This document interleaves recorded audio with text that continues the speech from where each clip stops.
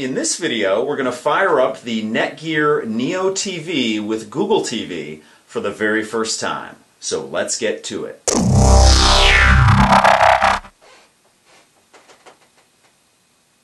So here we go. You see the Netgear splash screen. I just plugged this device in, and we have a little animation going on here.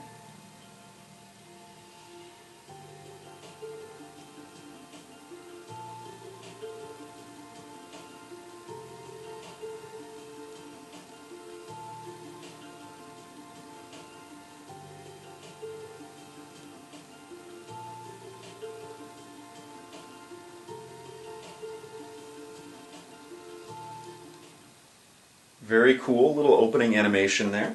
Now, just so you guys know, I'm in my bedroom now, and I usually never do. In fact, I don't think I've ever done a video from here before. But this is where this device is going to be placed, so I figured why not use it on the TV that I'm going to install it on. So the first thing it asks me is my language and country. Obviously, I'm speaking English, and I'm in the United States, and that's my only option here. And by the way, if you hear some creaking, that's me standing here on my old Victorian house floor here, and my cat is scratching at the door because I have the bedroom closed off. Normally I let him in here, but the way things are set up in here, I think he's going to knock the camera over, so I'm going to have to lock him out for that. So again, I apologize for the extraneous noises. So on the remote here, I'm just going to try and hit next there, and I think I'm actually going to turn up the volume on this because I don't know if you're able to hear. That should do it. So let's see, getting started. Setup takes about 20 minutes and includes remote tutorial and home screen layout, maximizing your screen area, connecting to the internet, signing in to your Google account, setting up your TV service, and setting up your TV and AV receiver control. Hopefully I can do this in less than 20 minutes. So let's hit enter here, or let's hit next actually on the remote. Remote tutorial. You can navigate screen selections by pressing the directional arrows on the remote control.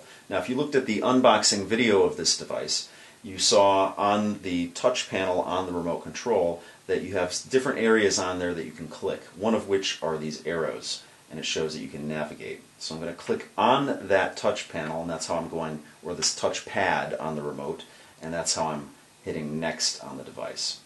Remote tutorial. To display the cursor on screen, swipe across the touchpad, tap or double tap to select. To go back to directional navigation, simply press any of the arrow buttons and the cursor will disappear. So it should be pretty easy. Let's hit next. Home screen layout.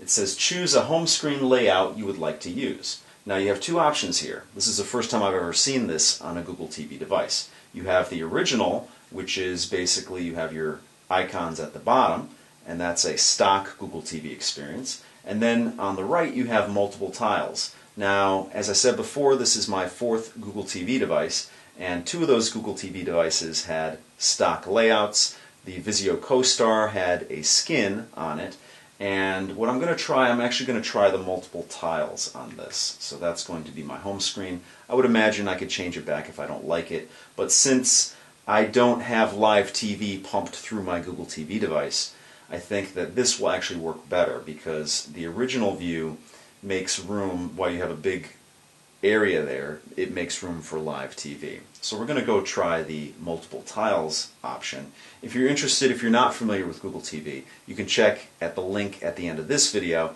and I have other devices, the Logitech Review with Google TV and the Sony Blu-ray player with Google TV that had the original setup. So let me click on multiple tiles here, and now we're going to size the screen. Maximize your screen area. In 4 steps, you'll push each side of the Google TV screen to just barely cover the edge of your TV screen. So let's do that. Press up, and let's get rid of this blue, and hit next, and then press right. Basically, you just want none of that blue or whatever color it is. Let's go down.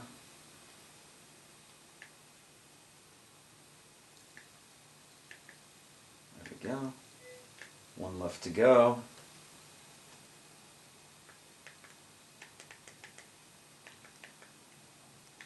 There we go. Maximize your screen area. Your screen should be maximized. If you still see blue, which I don't, select Start Over. I don't have to do that. Let me hit Next. Okay, step 3 of 8, connect to the internet. How do you want to connect to the internet? You can do it via Ethernet cable, a wired connection, or you can do a wireless connection. I like to do a wireless connection, so let me enter in my home wireless information and I'll join you on the other side of that.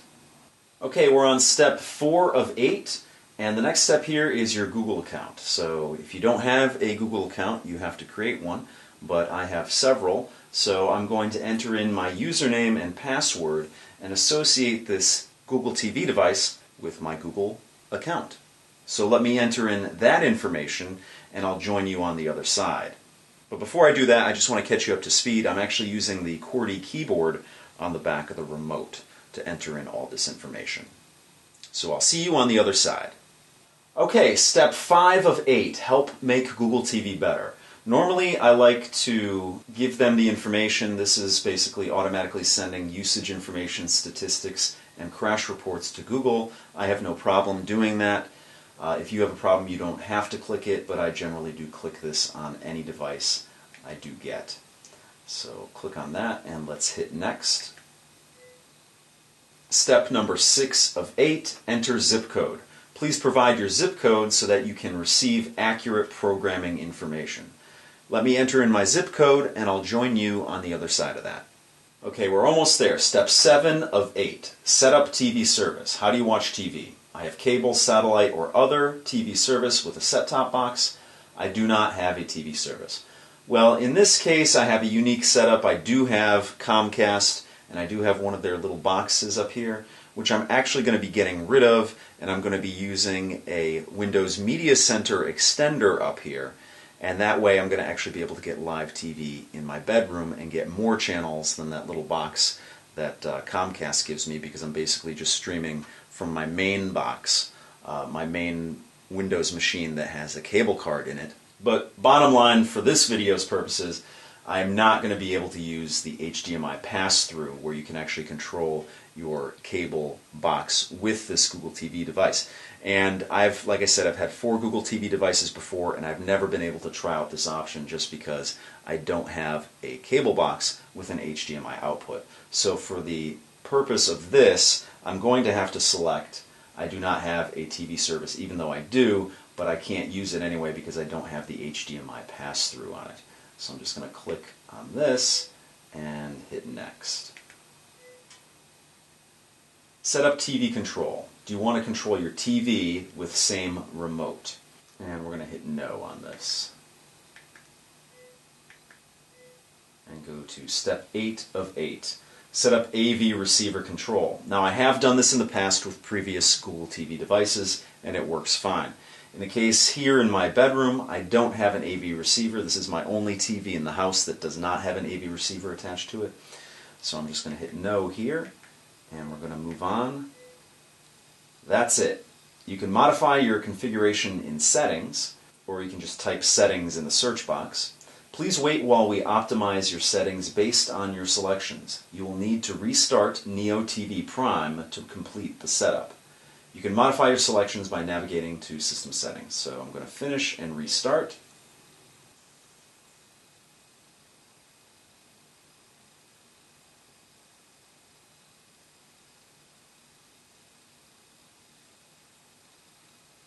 There we go. We have the Google TV splash screen.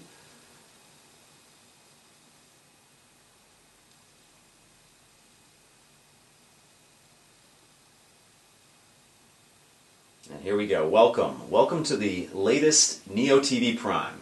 Here's a quick tour. So I'm going to hit Next. Okay. Now it's going to walk us through the remote here. You have a home button. The home key gives you quick access to apps like YouTube, Netflix, and Chrome, no matter where you are on your Netgear NeoTV Prime. Hit Next. Prime Time. Prime Time is the best way to find out what's available on live TV and other services. Search Google TV. Press the search key to find TV shows, TV channels, movies, websites, and much more.